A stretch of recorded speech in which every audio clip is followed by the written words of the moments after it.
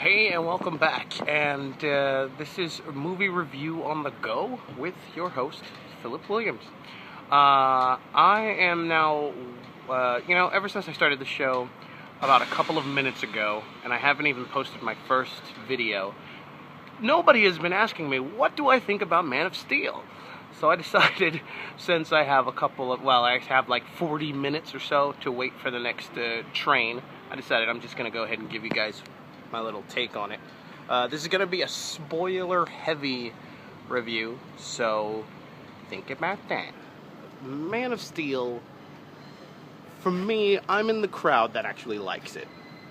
When I was a child, I absolutely loved Superman. He was my all-time favorite superhero.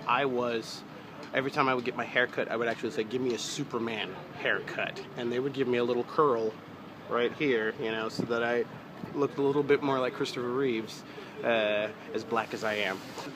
So Superman, a long time, was absolutely my favorite. And then sometime, I don't know when it happened, but it must have been because of the Adam West Batman, you didn't take Batman seriously. But it was like around Tim Burton when I saw the Tim Burton Batman, I kind of switched camps and became a Batman guy. In fact, the background of my iPhone is actually me, as Batman.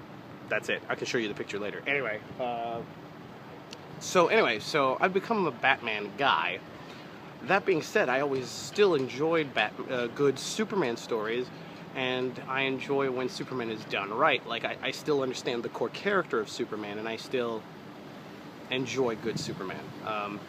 So what Man of Steel needed to be for DC Cinematic Universe, which I assume they're going to do, which of course is obvious, they're going to try to put together a Justice League and da-da-da-da-da-da-da.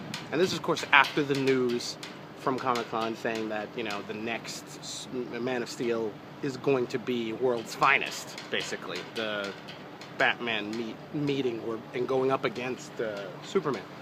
So this isn't like that early. This is after. So I know about that now. My initial reactions to watching the movie was because I can't remember if I heard any reviews before I went in to seeing the movie or not. But I did get an impression that there was two camps: people who thought there was way too much action, and people who thought that stuff like that. There was that kind of, and I totally understand a lot of the criticisms that people, because it feels like there's two sides to this movie. There's people who absolutely hate it and can't stand it and think it's the worst Superman movie put to celluloid or some bull crap, when everybody knows that's the quest for peace. And then you have that, and then you have the people who absolutely love it for it taking a chance and trying to bring Superman into the modern age. Now, I guess you can say I don't love the movie. That's a pretty strong word, but I do appreciate what it did. It made Superman an action-oriented hero. Because when you look at the so-called action from the previous movies, it didn't really feel like he felt more like he was averting disasters, and that sort of thing, with the slight exception of Superman 2, when he actually got to fight someone else, And this, of course, brought up a lot of cool arguments about a person who is essentially way too powerful for this world, and having been told that he has to take it easy in order to, not kill anyone, for example. Okay, spoilers. Half of Metropolis is completely destroyed, thanks to the Zod/Superman fight. And he kills Zod at the very end. And my argument is that this is a young Superman who this is his first hours as Superman, in the suit and everything. So he's gonna make mistakes, and he's gonna know. And I feel that if they hadn't already thought about what the impact of Zod's death would mean on Superman in subsequent sequels. You know, that little bit of him crying, no, you know, or feeling completely like robbed of his innocence in that moment, it at least gave you a taste of what is to come in a sequel. And my personal idea for a sequel, before finding out that they were going to do a like World's Finest, was basically kind of further going into his psyche in a good way by introducing the character of Lana Lang, who was introduced in the last movie when she was a girl.